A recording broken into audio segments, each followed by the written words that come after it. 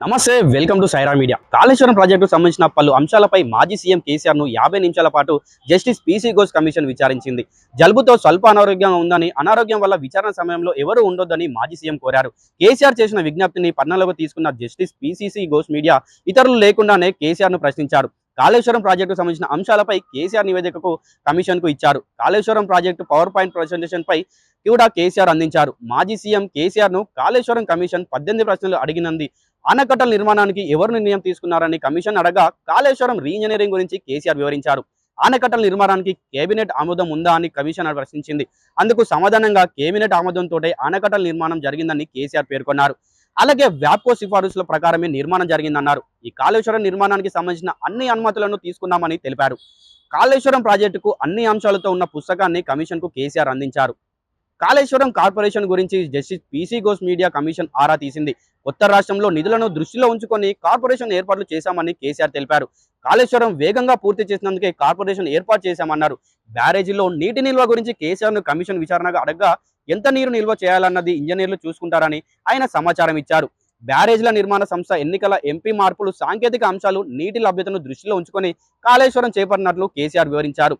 Jio number 45 ను commission కు కేసీఆర్ ఇచ్చారు.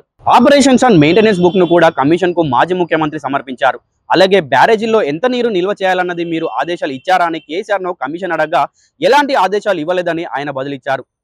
నీటిని మళ్లించేందుకు ఎంత నిల్వ చేయాలన్నది సాంకేతిక బృందం చూసుకుంటుందని తెలిపారు.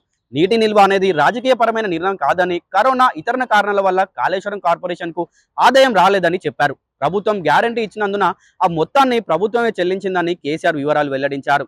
3 చోట్ల ఆనకట్టలు కట్టాలని వ్యాప్కో సిఫారసులు చేస్తుందన్నారు. కాళేశ్వరం నిర్మాణంలో నాణ్యతకు అత్యంత ప్రాధాన్యం ఇచ్చామని ఆయన తెలిపారు. క్వాలిటీ అండ్ కంట్రోల్ విభాగాన్ని ఏర్పాటు చేశామని కూడా తెలిపారు. అక్కడ అందుబాటులో ఉండేలా చూస్తామని తెలిపారు. ఆపరేషన్ నిర్వహణ కోసం 280 కోట్లు కేటాయించామని కమిషన్ కు కేసీఆర్ వివరించారు. ఇక రీఇంజనీరింగ్ అంశాన్ని 4000 మంది ఇంజనీర్లు పరిశీలించారని మాజీ సీఎం కేసీఆర్ తెలిపారు. తుమ్మిడిహంటు వద్ద 152 మీటర్ల ఎత్తులో ఆనకట్ట నిర్మాణానికి మహారాష్ట్ర అంగీకరించదని కేసీఆర్ వివరించారు. గోదావరి మొత్తం వ్యాప్కో సంస్థ సర్వే చేసిందని కమిషన్తో పేర్కొన్నారు.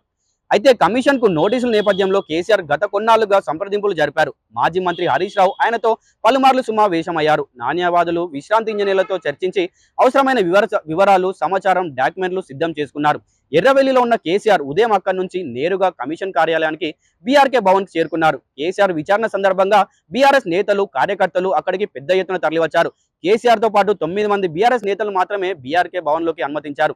కేసీఆర్ విజ్ఞప్తి మేరకు సమయంలో అతని దగ్గర ఎవరూ లేరు. కాళేశ్వరం ప్రాజెక్టుకు సంబంధించిన కంట్రోల్ అండ్ ఆడిటర్ జనరల్ కాగా నివేదిక సహా విజిలెన్స్ విభాగం ఎన్డీఎస్ ఇచ్చిన నివేదికకు కమిషన్ పరిశీలించింది.